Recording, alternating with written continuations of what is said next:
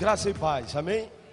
Quero agradecer ao pastor Rubinho pelo convite, me sinto muito honrado, tá? É uma grande honra para mim poder estar aqui, diante de grandes nomes que temos. Você se lembrou desse nordestino, rapaz, você é corajoso, hein? Que meu professor de homilética, o pastor Paulo Dêmico, quando eu cheguei, ele falou: já percebi seus joelhos trêmulos, rapaz, vou lhe dar uma rasteira. Eu falei: eu te abraço.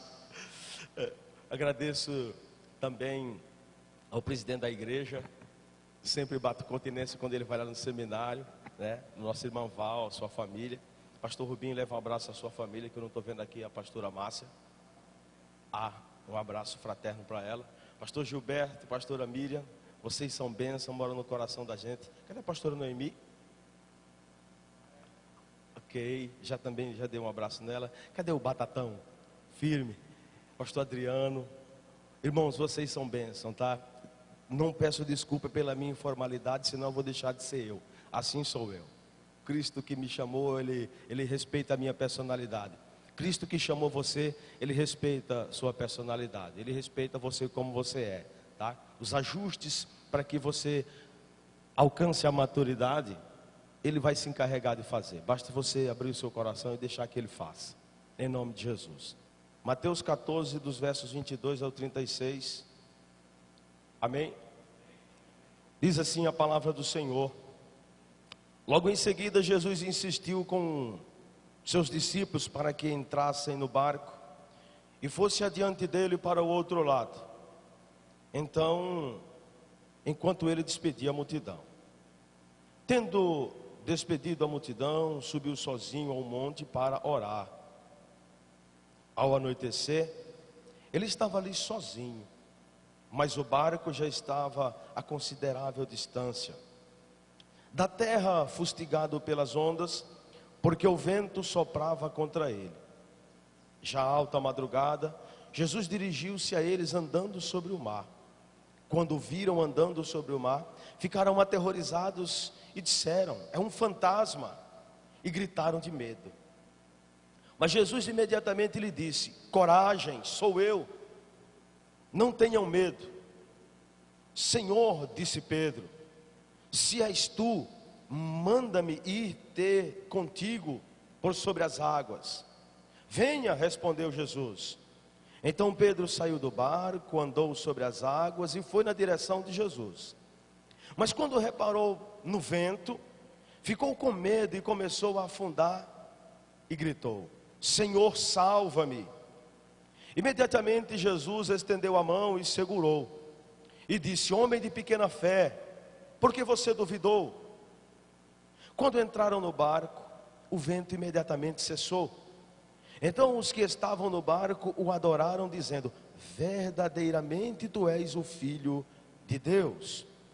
Depois disso atravessaram o mar, chegaram a Genezaré. Quando os homens daquele lugar reconheceram Jesus, espalharam a notícia por toda aquela região e trouxeram seus doentes. Suplicavam-lhe que apenas pudessem tocar a borda do seu manto. E todos os que nele tocavam foram curados. Amém. Feche seus olhos mais uma vez. Pai, no nome de Jesus, nós lemos a tua palavra. Ela vai ser ministrada nesse momento. O Senhor não tem compromisso comigo, mas tem com a tua palavra, porque ela é a verdade.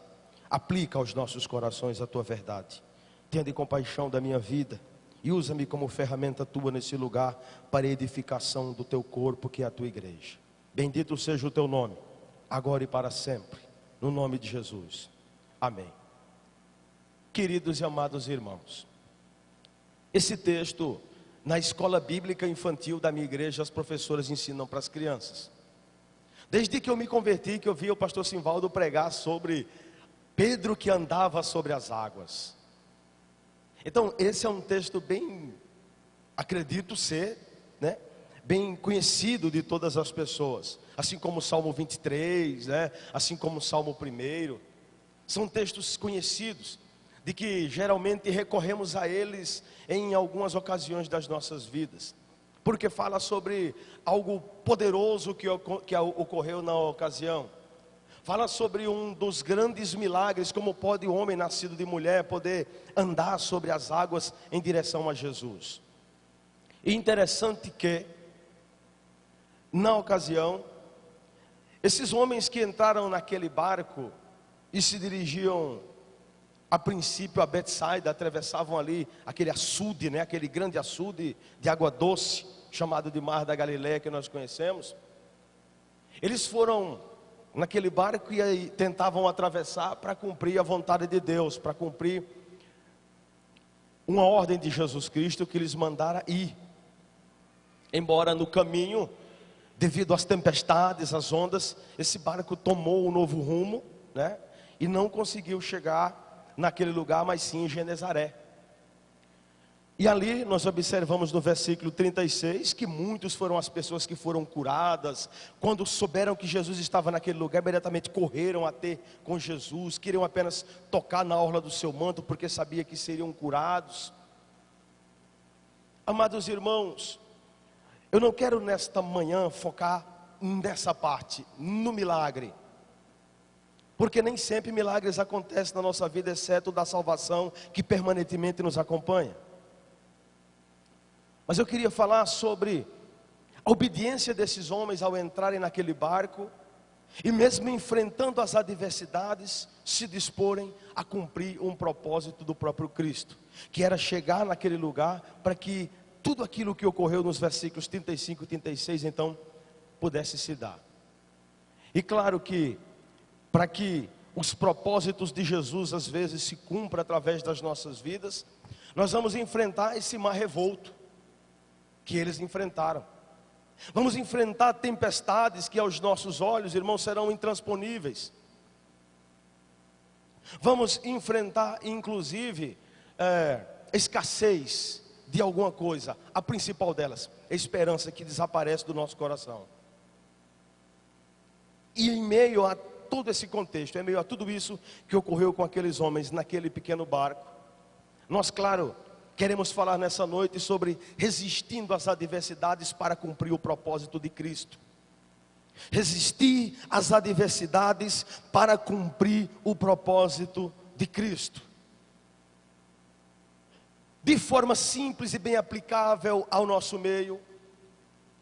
Como sendo eu, pai de família, posso resistir às adversidades para que o propósito que Jesus tem para a minha família se cumpra em minha casa? Como sendo eu um funcionário em determinada empresa e o único cristão daquele lugar, como posso resistir àquelas adversidades para que aqueles funcionários, os meus patrões, olhem para mim e vejam que em mim se cumpre um propósito que foi determinado pelo próprio Cristo? Essas perguntas, amados irmãos, nós vamos em alguns minutos aqui tentar responder. Mas em primeiro lugar, resistindo às adversidades para cumprir o propósito de Jesus, para atender a Ele, nós precisamos ser obedientes a esse propósito. Nos versículos de número 22, aqui no início, logo após a multiplicação dos peixes e dos pães, Jesus fala de forma insistente aos seus discípulos, para que atravessem no barco e vão adiante dele para o outro lado, enquanto ele então se despedia da multidão. Jesus insistiu, Jesus foi insistente, Jesus era mestre, Jesus tinha autoridade sobre aquelas pessoas, e os frutos que Jesus gerava através do seu testemunho, quando pregava, quando curava, isso garantia-lhe essa autoridade para dizer faça, e as pessoas faziam, inclusive os 12 que andavam com Jesus. Pedro, que conhecia todo aquele mar e os problemas da madrugada, tomou a frente, entrando naquele barco com aqueles homens. Eles então seguiram. Não posso aqui garantir que Pedro estava focado no propósito de Jesus, porque ele acabara de ser alimentado por muitos pães e muitos peixes. Jesus manda ele sair do lugar onde acabara de acontecer um dos milagres mais lindos daquele tempo, que foi a multiplicação dos peixes e pães. E o Senhor nos manda sair agora para ir para um outro lugar. Será que lá vai haver isso? Então, ser obediente ao propósito de Cristo é focar no pedido de Jesus. Focar, o objetivo, queridos irmãos, é focar no objetivo de Cristo. E cada um de nós, diante das nossas necessidades, submetendo-as a esse objetivo de Cristo, nós mesmos entenderemos. Vou dar-lhes um exemplo. Em 2005 eu era árbitro profissional de futebol. O pastor Rubinho falou que eu podia fazer isso, por isso que eu faço, é culpa dele. E então, fui convidado pela Federação Paulista para vir a São Paulo, apitar futebol. Como diz no linguajar nordestinense, eu havia chegado no topo, na arbitragem daquela região. E então, cheguei aqui em 2005, meu pensamento, vou ganhar bastante grana, vou voltar para o Ceará, vou montar um comércio mais ou menos do tamanho dessa igreja, e vou viver às minhas custas, tranquilamente. Cheguei aqui em 2007, as coisas estavam andando maravilhosamente bem. 2008 top, só que em 2007 eu me converti. E aí o que aconteceu? Mesmo assim, Senhor, meu sonho é apitar a Copa de 2014, porque quando a Federação Paulista fez o catado no Brasil inteiro, um objetivo era esse, escolher um desses, para trabalhar nele, para que ele pudesse disputar com talvez o Simon da época, que estava bem. O que aconteceu, irmãos? Eu fui fazer curso de inglês, porque tinha que ter inglês. E aí eu esqueci que esse era apenas o meu propósito. Esse era apenas o meu vislumbre. A minha projeção profissional, pessoal, me tornar, entre aspas, o famosinho, né? E aí, com Jesus na minha vida, o que começou a acontecer? Ele foi aquecendo o meu coração. E todas as coisas que eu fazia, mesmo na arbitragem, eu tinha aquela preocupação, irmãos, de que o meu proceder, de que as minhas práticas, de que as minhas ações precisariam se submeter ao Senhor Jesus, e o brilho da presença dele precisaria estar na minha vida. Mas, queridos, eu não sei se alguém aqui trabalha com esporte profissional, principalmente o futebol. Irmãos, o mundo, o sistema ele é muito corrupto. E é impossível você se envolver de forma concreta com esse meio e não dar um passo atrás na fé em Jesus. Eu admiro alguns colegas que continuam, que permaneceram, que Deus os abençoe. Para eu, Jairo, não, de forma bem radical, não dava certo. Em 2010, eu apitei o último jogo, acho que do Campeonato Paulista, no Pacaembu, Corinthians, São Caetano. E quando terminou o jogo, eu entrei no vestiário, me ajoelhei e falei: Senhor Jesus, eu entendi o teu propósito para mim. Eu entendi porque que o Senhor me chamou. Então faz o seguinte: trabalha na minha vida, no coração da minha esposa, para que ela não sofra, porque eu sabia que o declínio financeiro aconteceria, né? Mas eu submeto o meu sonho, submeto a minha vontade à tua vontade. Eu precisava entender o propósito de Jesus e ser obediente. Resistir às adversidades para cumprir o propósito de Cristo. Em primeiro lugar, nós precisamos entender qual é o propósito de Cristo e obedecer. Isso é fundamental. Mas quando você se dispõe a obedecer, amado irmão, surgem alguns medos. Mas espera um pouquinho, eu vou abandonar tudo que eu sonhei? Mas como que eu vou fazer isso? Mas onde é que está o pecado em simplesmente desenvolver algo que o próprio Deus colocou no meu coração como um dom? É uma virtude que eu recebi de Deus. Alguns pastores falaram para mim isso: oh, você está doido? Você está louco? Está desequilibrado? Não vou nem falar o nome. E aí, na época eu falaria essa palavra: não, eu estou apenas entendendo qual é o propósito de Cristo e estou sendo obediente a esse propósito. Mas quais são esses medos? O medo de renunciar ao nosso conforto, irmãos. Irmãos, geralmente Jesus Cristo, ele respeita a nossa personalidade, mas ele trata. Jesus Cristo, ele não pega o ouro e pega ele, aquele ouro cru lá do chão, garimpado da terra, e já começa a dar forma a ele. Não, ele vai colocar aquele ouro num processo de purificação, no fogo. Meu irmão trabalhou como ourive no Mercado Central de Juazeiro do Norte. Ele que fez essa aliança. Você pega o ouro bruto, a pedrinha ou o pó, e queima, coloca na concha e queima com foguinho debaixo dela. Ali vai saindo os outros minérios que são mais frágeis, menos resistentes ao fogo. Depois que ele é purificado, ele se torna essa obra-prima, essa obra de arte linda e cara. E que minha esposa tem um ciúme disso, meu Deus. Irmãos amados, nós temos medo de renunciar, queridos. Temos medo de abrir mão do nosso conforto. E aí, sabe o que acontece? Isso nos atrapalha de compreender qual é o propósito de Cristo para a nossa vida. Nos tornamos frágeis para não resistir às adversidades. E aí dificilmente as coisas acontecerão conosco. Outro medo que realmente acontece conosco, irmãos, chama-se medo dos prejuízos. Lá na nossa igreja no Maracanã, uma grande parte das pessoas, até entender qual era o propósito de Deus para aquele lugar, não abriam mão dos seus próprios, entre aspas, propósitos, porque tinham medo de ter prejuízos. A travessia era complicada. Pedro e os apóstolos deixavam para trás os pães e os peixes que outrora foram multiplicados. Eles seguiam em direção ao nada, ao escuro, era alta madrugada. Eles nada enxergavam, a não ser uma tempestade imensa.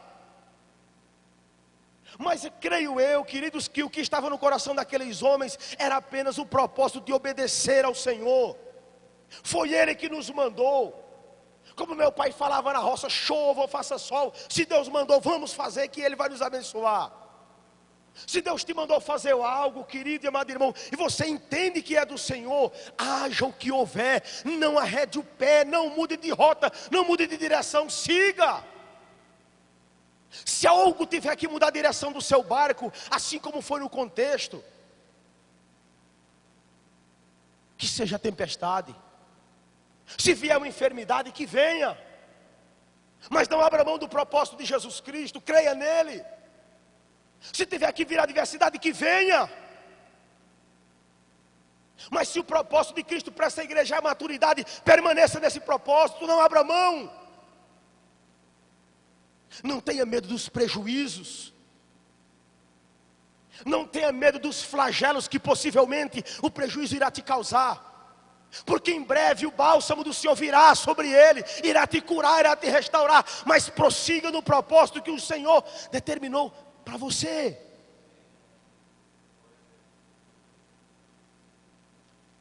Queridos, outro medo incrível que há nas pessoas é o medo do fracasso. E se não der certo? E se eu parar de apitar futebol e de repente, o que é que eu faço? E se eu for ganhar apenas R$804 por mês? E agora, como é que nós vamos viver?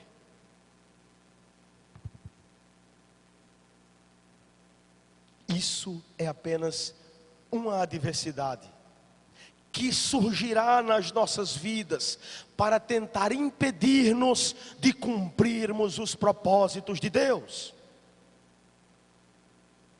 Qual era o propósito desses homens? Atravessar, pregar o evangelho naquela cidade e na circunvizinha, para que todos eles, aquelas pessoas, pudessem ter conhecimento que Cristo, o Filho de Deus vivo, havia se manifestado. E que Ele curava, os enfermos eram curados, os cegos viam, os coxos levantavam. E que aqueles cujas almas estavam cansadas e abatidas pudessem correr para Ele, porque encontrariam descanso para as suas almas. Essa deveria ser o centro da mensagem a ser evangelizada, a ser pregada naqueles lugares onde Cristo designou esses homens. Que os desígnios de Deus para a sua vida, amado irmão, se cumpram. Resista às adversidades. Entenda qual é o propósito de Deus. Coloque-se dentro do barco, ainda que ele balance, que água bata sobre ele, que as tempestades sejam violentas, que sejam. Jesus está conosco. Queridos e amados irmãos, em segundo lugar, resistindo às adversidades para atendermos ao chamado de Cristo, nós vamos precisar que Jesus esteja sempre por perto. Se nós observarmos o versículo 25 e 26 do capítulo 14 que lemos, alta madrugada, Jesus dirigindo-se a eles andando sobre o mar. E aí o versículo 26 continua, né? Quando viram sobre o mar, ficaram aterrorizados, disseram: é um fantasma, e gritaram de medo. Queridos e amados irmãos, veja que o contexto em que os discípulos estavam era um contexto de medo, de desesperança. Não acreditavam mais porque a tempestade era imensa. Não sei se você já pescou em açude bravo, em mar turbulento, em canoa feita com tronco de bananeira, que quando a corda do meio quebra, sai um pau, você afunda o pé, aí vira tudo, os peixes caem tudo no mar, dentro do açude. Eu morei na roça, na fazenda, fazíamos balsa de tronco de bananeira. Irmãos, quando as ondas começam, você não consegue controlar. Você rema contra a maré, mas ela é muito forte, logo você cansa. E aí vem uma desesperança: poxa, os peixes que eu pesquei vão cair na água de novo. E aí eu vou ter que recomeçar tudo de novo, porque minha mãe já me espera, porque ela precisa fazer o almoço e esse peixe é para mistura. Aí vem aquela desesperança: meu Deus, eu vou ter que recomeçar. Irmãos, Jesus estando próximo, estando sempre perto de nós, em meio a essas adversidades, uma das coisas que Ele vai fazer é nos ajudar a resistir ao medo e termos coragem. Para isso acontecer, Ele vai mudar o nosso vislumbre, Ele vai mudar a nossa forma de ver as coisas. Ele vai tirar o nosso foco da adversidade. Ele vai tirar o nosso foco daquilo que está atrapalhando. Ele vai tirar a desesperança do nosso coração e vai substituir por esperança. Por quê? Porque simplesmente crer no Senhor Jesus já é motivo de muita expectativa, é motivo de esperança, é motivo de alegria. O irmão Evandro, ou chamo de batata mesmo, vocês sabem que é o irmão Evandro, amém? Jesus vai chamar você pelo nome, Evandro, irmão, aleluia. Queridos, a oração desse irmão no seminário, eu só mando ele orar, pastor.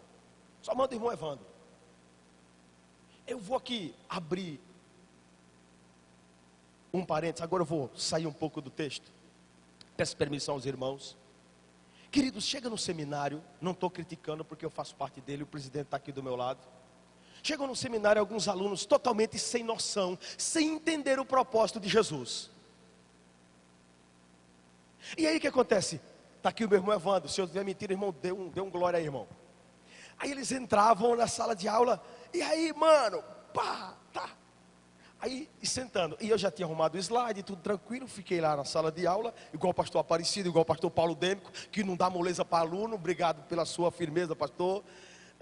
Aí o que acontece? Aí vai chegando outro, vai sentando outro, senta, e aquela maneira de cumprimentar os irmãos, e aí tal, pá, e aí com aquelas gírias, mano e tal. E eu, como vocês perceberam, sou uma pessoa que sou conservador. E eu fiquei prestando atenção àquele negócio. Quando aluno, isso daqui que eu estou falando para os irmãos, Deus já falou comigo. Eu fazia essa pergunta para mim, falei: meu Deus, será que esses irmãos entendem o propósito de Jesus para eles? Eu perguntava. Eles foram entrando.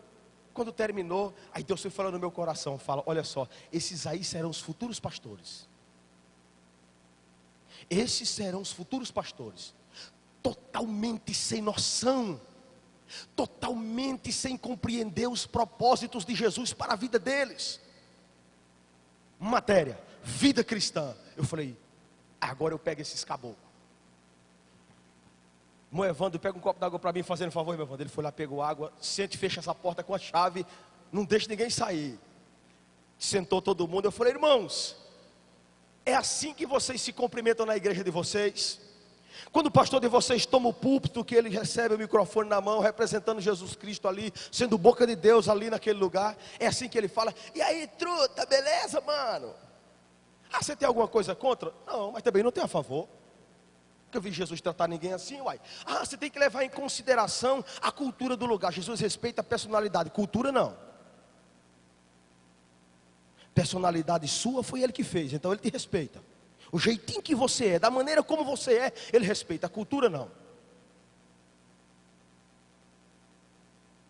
Aí eu falei: queridos, como é que seu pastor, quando sobe no púlpito, trata os irmãos dessa forma? Aí já começaram a baixar a cabeça e viu que o negócio ali, que o mar não estava para peixe. E aí eu comecei a fazer pergunta àqueles irmãos e falei: irmão, você deve ser uma cópia da sua igreja nesse lugar. A igreja que mandou você aqui, o seu pastor entende e acha que você está aqui, sendo na verdade uma extensão da tua igreja. Para que uma vez trabalhado, polido, os ajustes feitos em você, você retorne para a tua igreja, entendendo perfeitamente qual é o propósito de Cristo para aquele tempo, para aquela comunidade, e você vai auxiliar aquele homem de Deus lá na tua igreja. Irmãos, o resultado disso é que eu achei que eu nunca mais ia dar aula no seminário. Depois eu dei outra matéria chamada evangelismo. E aí, logo em seguida, me convidaram para falar sobre essa matéria, sobre esse tema, vida cristã, lá na igreja do Vila Georgina. Irmãos, quando eu cheguei, eu cumprimentei os irmãos, falei: vocês trouxeram a almofada, colocaram sobre as costas, porque a chibata vai truar, irmãos, aqui, a madeira vai deitar. Vida cristã não é moleza, vida cristã é coisa séria. Eu falo na igreja que Satanás não brinca de ser Satanás, mas a igreja brinca de ser igreja. Nós achamos que o evangelho, os propósitos que devem se cumprir, as coisas que devem acontecer e a maneira como as devem acontecer é do jeito que eu quero, que eu penso, que eu acho que é legal, que é maneiro. Não é não, querido. Olha o que Jesus fez: tirou os homens de um lugar onde tinha pão e peixe sendo multiplicados, ainda disse que sobrou vários cestos, e leva para um lugar que não tinha nada para comer. Amados irmãos, Jesus precisa estar juntinho de nós, para que nós possamos entender qual é o propósito dele, para que ele nos ajude a resistir às adversidades, para que nós cumpramos o propósito dele, como parente, como amigo, como evangelista, como ministério. Qual tem sido a minha cooperação para que esse tema ocorra na igreja? Você acha que a maturidade vai acontecer na vida do pastor, dos pastores da igreja? Você acha que maturidade é um tema para a liderança da igreja? Maturidade é um tema para o povo de Deus, e para um povo de Deus, não dentro das quatro paredes, mas em todos os lugares onde você levar a presença de Deus na sua vida. O que significa maturidade, irmãos? A miúdes, dando a conclusão, significa ser santo, assim como Deus foi. Ah, mas eu não consigo ser santo como o Senhor é. Ah, tenta imitar Ele então. Eu sempre cito essa frase, os meninos sabem disso. Tem um livro chamado Teologia da Vida Cristã, da editora Shedd Publicações, e no comentário de capa o Dr. Russell Shedd escreve, falando sobre maturidade cristã: não se conforme com o seu nível espiritual já alcançado, fecha aspas. Nunca devemos nos conformar com o nosso nível espiritual que já alcançamos, nunca. Ah, mas agora eu já estou top das galáxias, agora eu já oro em línguas, agora eu já sei pregar, agora eu já tenho uma célula com 13, 15, 10, tantas pessoas, eu sou um obreiro de sucesso. Não se conforme. O propósito de Jesus para as nossas vidas, amados irmãos, é alcançarmos a maturidade e disseminar essa maturidade na vida dos outros, e isso é infinito. Queridos e amados irmãos, para resistir às adversidades, nós precisamos, acima de tudo, enxergar além da tempestade. Eu estou falando sobre maturidade, peguei carona, não escrevi nada, peguei carona e falei um pouco sobre o Dr. Russell Shedd. Porque para olhar além da tempestade, nós vamos precisar da maturidade. Aqueles homens que estavam dentro do barco, o nível de maturidade daqueles homens era pequeniníssimo, era minúsculo, era quase nenhum. Percebe-se um pouco de maturidade transformada em fé em Pedro, porque ele é o único que olha e fala: se és o Senhor. Ele duvidou, mas ele teve. Se és tu, Senhor, então manda ter que eu vou. Jesus fala: então vem. Ele fala: o Senhor mandou, agora eu estou indo. Enquanto as ondas agridem o barco, Pedro olha além da tempestade. O que acontece com as nossas vidas nos dias de hoje? O que você almeja como propósito? Já colocou diante de Deus? Deus deu ok, então é de Deus. Por que você está duvidando então? Por que você não acredita mais? Porque já passou alguns anos? E se fosse da vontade de Deus já teria se cumprido? Quantos anos levou para nós nos convertermos, irmãos? E se alguém intercedia por nós? Olha só a bênção que você se tornou por intercessão de alguém. Você objetivou, e esse é o coração de Deus que palpita forte em orar por alguém para que essa pessoa seja salva. Vivemos na nossa convenção o ano da multiplicação, ganhar vidas, evangelização, se preocupar com os perdidos, semear o bom trigo de Deus nos corações das pessoas, para que ela comece a germinar, a crescer e um dia também possa frutificar. Por que desanimamos então? Maturidade, irmãos, falta maturidade. Não entendemos o propósito de Deus. Queridos e amados irmãos, a primeira onda que bate na nossa vida, transformada em adversidade, nós já damos um passo atrás, fala, poxa, eu acho que isso é um sinal de Deus, dizendo que eu não vou morar para aquela pessoa. Queridos e amados irmãos, em meio às tempestades da vida, olhe apenas para Jesus, olhe apenas para Ele, porque ondas e tempestades virão todos os dias. Jesus chamou a igreja para seguir triunfante, foi justamente em meio às adversidades, irmãos. Frase de Facebook: os homens fortes são forjados em meio às adversidades. Os bons soldados, aqui tem um soldado, continua essa para o seu irmão, eles são forjados num batalhão com muito rigor. O trabalho é árduo, as adversidades são muitas. Não olhe para elas, não foque nelas, não vislumbre as adversidades, não olhe supervalorizando os problemas que ocorrem na sua vida. Tira o olhar e olha um pouco para Cristo. Faça como Pedro: Senhor, se for o Senhor, estou indo. E Jesus fala: então vem, sou eu, rapaz.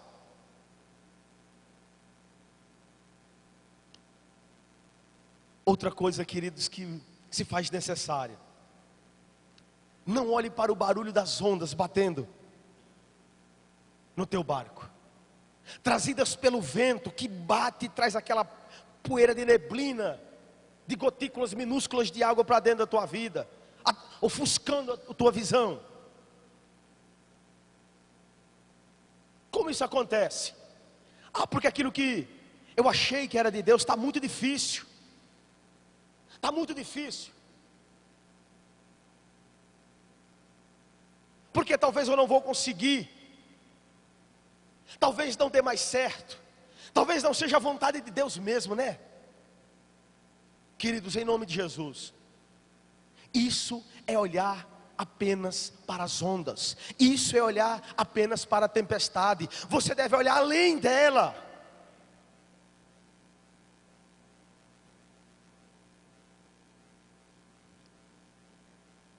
Por que você deve olhar além da tempestade? Porque Jesus, Ele está além das ondas. Ele está além, Ele está sob, Ele está em cima. O olhar de Jesus não se fechou para você. A tempestade não afetou em nada a visão de Jesus. Afetou a visão daqueles que não tinham maturidade. A visão do Senhor Jesus permaneceu intacta. A tempestade se agigantou, permanecia forte. Abalava o barco, mas o nosso bom mestre permanecia a passos firmes sobre aquelas águas, ainda que turbulentas. Elas não atacaram o nosso Jesus. Por isso que temos que olhar para Ele. Tira o foco das coisas, olha para Cristo.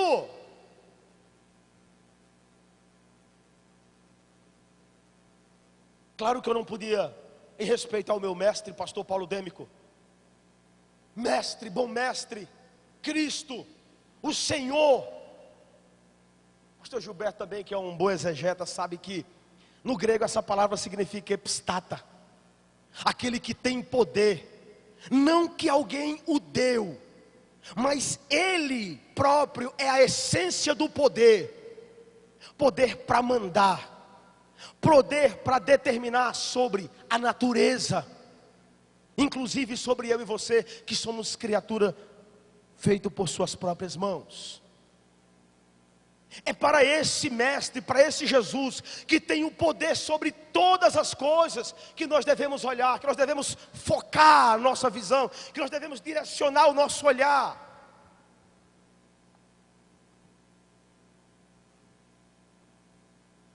Não olhe para o sofrimento.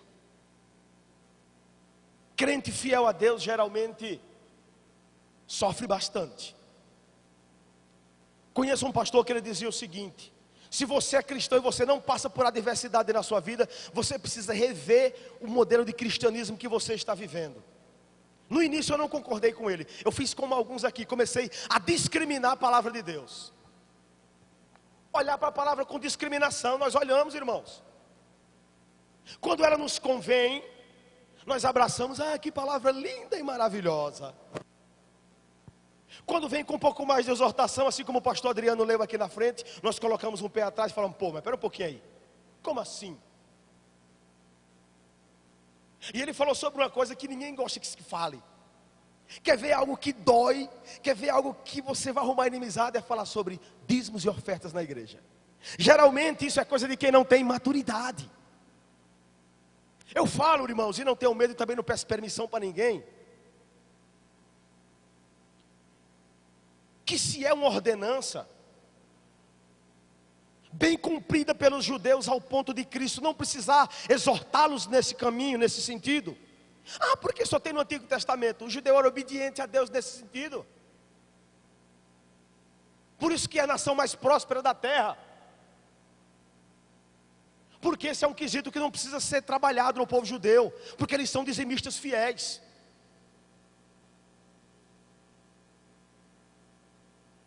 Eu sou igual Malaquias, eu acho que quem não dá dízimo é ladrão, rouba de Deus. Eu não tenho explicação para isso. Alguns estudam e não encontram explicação. Eu fico com o texto hermenêutico, o princípio dela, a Bíblia interpreta ela mesma. Se você tem dúvida, abraça o texto, fica com ele, fica com o que está escrito e ponto final, irmãos. E esse é também um propósito de Deus para nos conduzir, quem sabe, à maturidade. Não discriminarmos as palavras quando são ministradas, mas nos levarmos ao mundo da nossa consciência, da reflexão, e pedir para que o Senhor vá trabalhando em nós, para que alcancemos essa maturidade. Isso significa enxergar além da tempestade.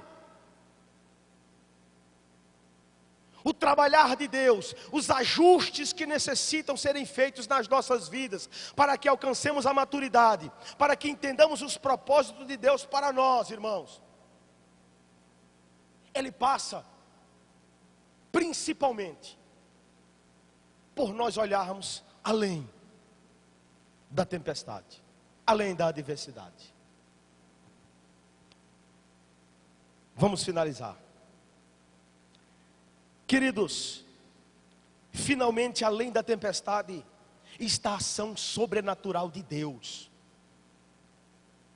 Algumas pessoas falam que Pedro vai andando sobre as águas e a água afunda, e aí Jesus manda ele levantar e levanta, e que Pedro foi frágil e tal. Que pense dessa forma? Eu não penso assim. Eu penso que Pedro foi o único que teve um pouco de maturidade, entendeu e atendeu ao menos um chamado. Ele sabia que era Jesus, irmãos. O que fez ele colocar um pé e depois o outro dentro do mar, é que ele sabia que era Cristo. Ele não tinha dúvida, senão ele não teria ido. Ele não teria ido. E ali nós conseguimos observar o sobrenatural de Deus acontecendo. Queridos e amados irmãos, além do sofrimento que nós vivemos, que é a tempestade que bate no barco da nossa vida, além dela está a ação sobrenatural de Deus. A ação sobrenatural de Deus não vai se manifestar somente no mar da Galileia, somente em fazer o mar ficar tranquilo, e junto com Pedro novamente, colocá-lo de pé e trazê-lo ao barco, e os dois entrarem novamente no barco. A ação sobrenatural de Deus não foi somente isso. Versículo 35 e 36. Curas maravilhosas, pessoas sendo salvas, o reino de Deus sendo acrescido, o nome de Cristo sendo proclamado pelas regiões da Galileia. Queridos irmãos, a ação sobrenatural de Deus, ela está além do pecado. Eu sempre falo que o maior adversário de Deus não é Satanás nem o mundo. O maior adversário de Deus é o pecado. É o pecado, irmãos, que acaba com o ser humano, que destrói o ser humano, que é a imagem e semelhança do próprio Deus. Foi o que ele fez com Adão e Eva, não foi Satanás. Satanás já existia naquela época. Mas a desobediência, o não entender os propósitos de Deus, a não compreensão, o duvidar da palavra, o discriminar a palavra de Deus, o não se dispor a obedecer o propósito de Deus, não sobrepor-se à palavra do Senhor. Isso é o maior adversário de Deus. E além da tempestade, onde nós encontraremos o nosso mestre, é onde justamente nós teremos as adversidades vencidas. Por quê? Porque a ação sobrenatural de Deus, ela está além do nosso pecado, da nossa limitação, da pessoa ruim que às vezes somos. Além desse sistema, desse mundo que faz força contra nós, que persegue nossas crianças nas escolas, que não nos respeita como cristãos. A ação sobrenatural de Deus está além de tudo isso. Claro, nós precisamos estar atentos qual é o propósito de Deus. Cada um sabe que propósito Deus tem para a sua vida. Se prepare para resistir às adversidades. Conte com a ajuda de Deus. Nós pensamos, irmãos, que entrar num barco em meio a águas turbulentas é complicado e geralmente produz medo. Aí nós oramos, nos tornamos pessoas assíduas na igreja, fazemos algumas atividades na igreja, mas sem entender o propósito de Deus. 11 desses discípulos faziam exatamente assim. Andavam com Jesus, frequentavam a igreja, estavam ali. Estou concluindo. Entraram no barco porque Jesus mandou, mas não entenderam qual era o propósito do Senhor. Às vezes assim somos nós. Esses eram os discípulos daquele tempo. Os discípulos desse tempo, eu e você, às vezes nós não somos diferentes. Para isso, queridos irmãos, nós precisamos desesperadamente entender o propósito, estar próximo de Jesus e principalmente nos prepararmos para resistir às adversidades, olhando para além delas, além das ondas. Eu peço que você se ajeite na sua cadeira, não precisa ficar de pé, se ajeite.